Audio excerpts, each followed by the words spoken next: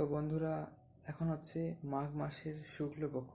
তো এর আগে কৃষ্ণপক্ষে কিন্তু শর্তিলা একাদশী চলে গিয়েছে আমাদের, এবং এখন শুক্লপক্ষে কিন্তু আমাদের বসন্ত পঞ্চমী হলো।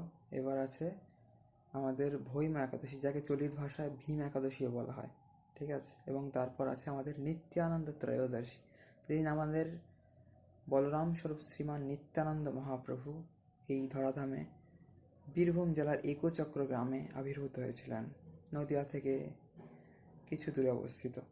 যেখানে হচ্ছে আমাদের গৌরচন্দ্র ভগবান শ্রী চৈতন্য মহাপ্রভু স্বয়ং কৃষ্ণ আবির্ভূত হয়েছেন। সবাই ভালো থাকেন বন্ধুরা, সবাইকে হরে কৃষ্ণ, রাধে রাধে, নিতাই গৌর সীতানাথ প্রেমানন্দে, হরি হরি বল। এবং আরও একটি সুখবর দেওয়ার আছে যে এই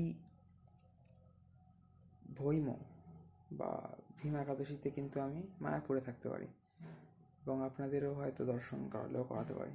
তো জুড়ে থাকবেন চ্যানেলে। সবাইকে বন্ধুরা রাধে রাধে, হরে কৃষ্ণ, নিতাই গৌর সীতানাথ প্রেমানন্দে, হরি হরি বল, হর হর মহাদেব। সবাইকে বন্ধুরা জয় শ্রীরাম, জয় শ্রীরাম।